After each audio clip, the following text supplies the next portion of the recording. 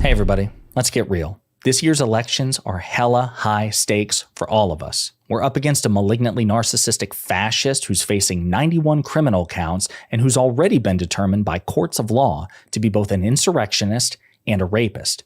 He says he wants to be a dictator. He says his campaign is about retribution and revenge, and he has argued in court that he is entitled to absolute lifetime legal immunity for any crime he commits in office, even against the rest of us. We also have to worry about Congress. Right now, Senate Democrats enjoy a majority, and we have no margin for error. One of the most vulnerable states is Ohio. Trump won it in 2016 and 2020, but we have an incumbent Democratic senator to protect.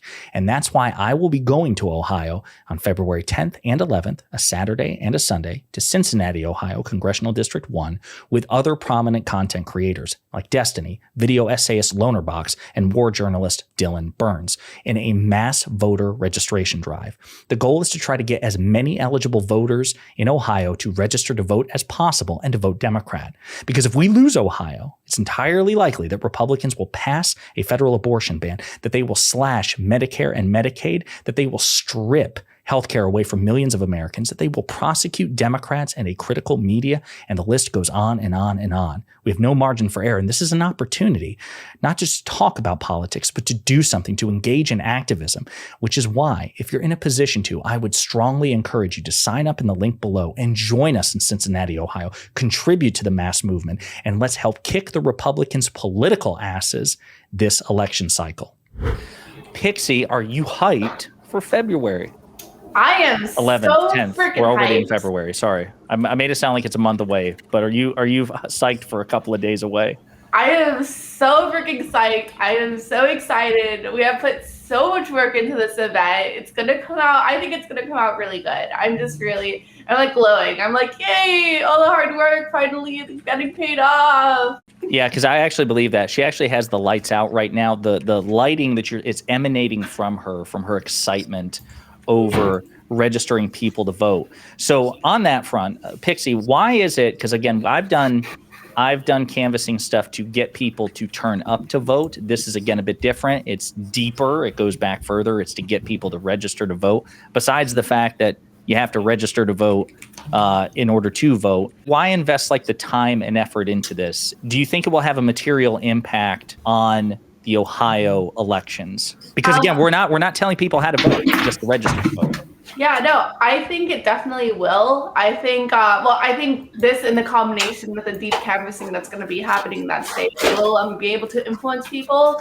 I think a lot of people underestimate how much power there is in like having a few people show up every day, every other day to have like real conversations, to get like really into the community and to like talk and spread ideas that are good for people in general. I feel like a lot of people underestimate streaming audiences as well and like the power that they have. You know, I had a conversation the other day that was like, oh, why are people investing in like live streaming? Why not just like more on TikTok?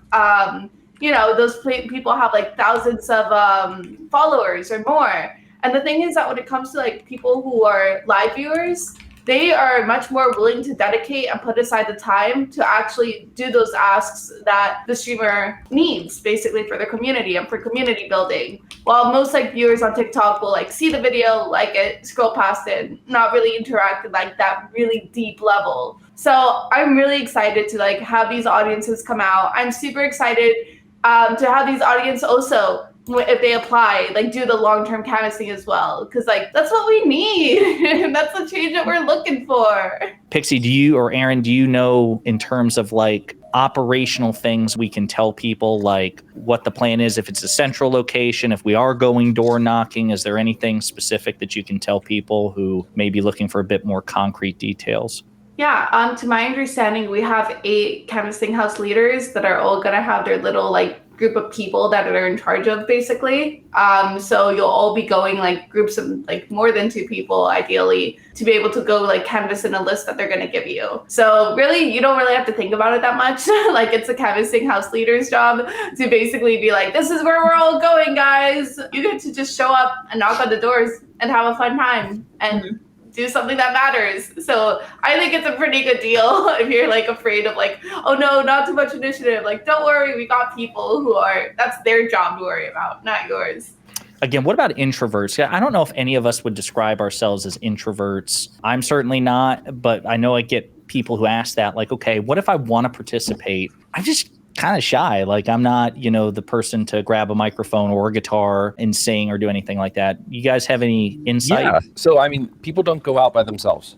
Canvassers are in a group of 2 or more when they're going door to door. So at the very least, you're going to have someone there with you. So, that can always be confidence boosting. You're not going through that experience of knocking on the door alone. And, you can take turns. You can let the other person do it if they're more gregarious until you feel comfortable. But yeah, no one's alone out there doing this. Absolutely not. There is going to be formal training by actual experienced canvassers and canvas leaders for those of you, again, who have never done it. And I think every time I've canvassed, I've gone and done it again. So it's like super simple. It's very helpful tips and hints and things like that.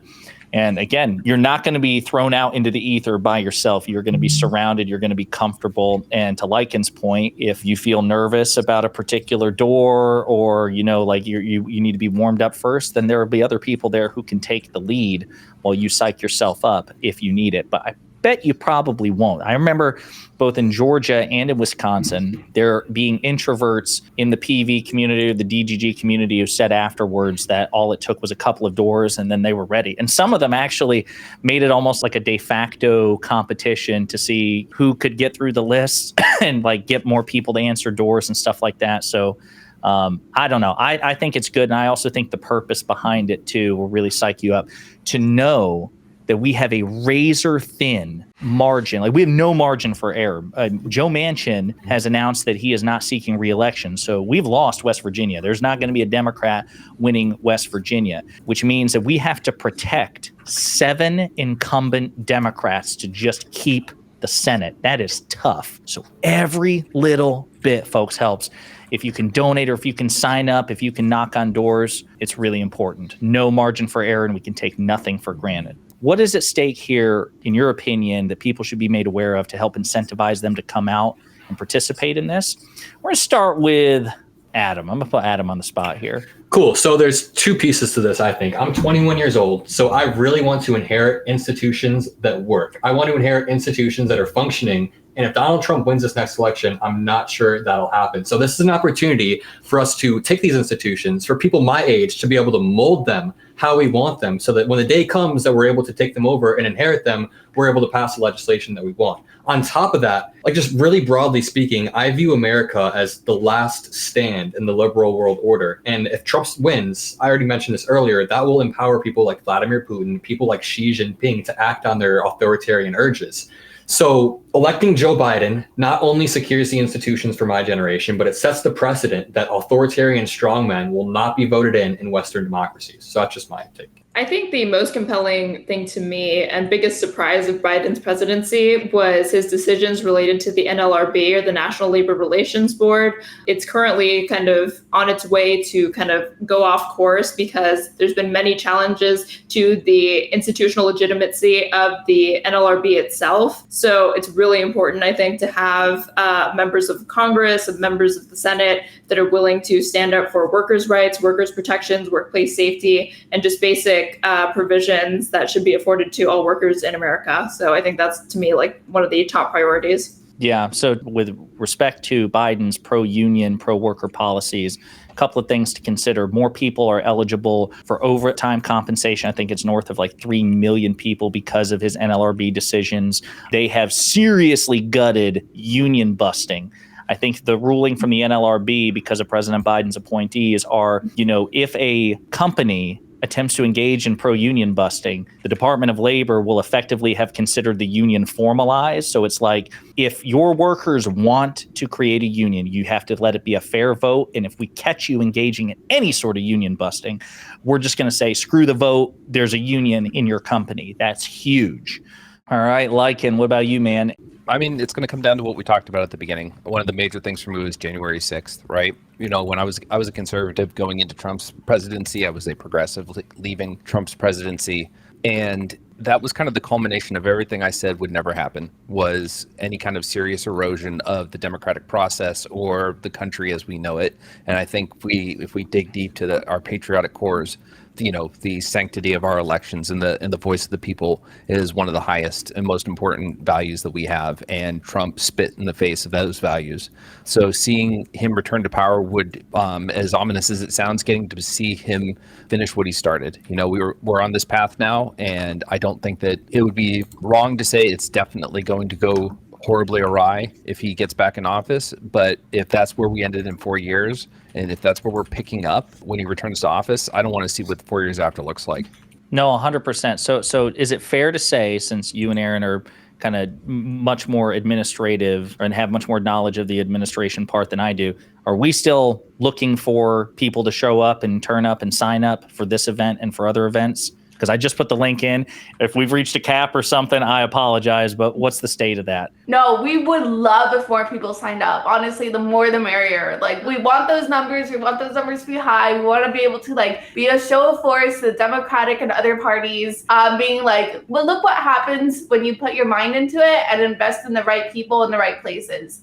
We will show up and do the work. So definitely, if you're able to sign up right now, please. Every number actually really counts. It's actually really important. And the best part is that even if you have financial constraints, PV is willing to help you out with that. If you just sign up through our link and you need to apply for financial assistance for hotel rooms and accommodations, PV is interested in helping out our canvassers with that. We're also going to have people that will help move and chauffeur people effectively from airports to the venues to the hotel to help get our canvassers where they need to be to get into the action. So as long as you sign up through the link below, you can see all of that info. And yeah, that's basically the only thing you have to worry about is getting yourself there. And we have a whole Discord set up to this operation. So if you just join the Discord and you need somebody to carpool with, there's plenty of people that are, I'm sure, nearby you. You just need to find them and see if they're interested in hopping in a car with you for 10 hours. And there's a lot to talk about. You guys can become great friends before you head out into the canvassing operation, then canvass together.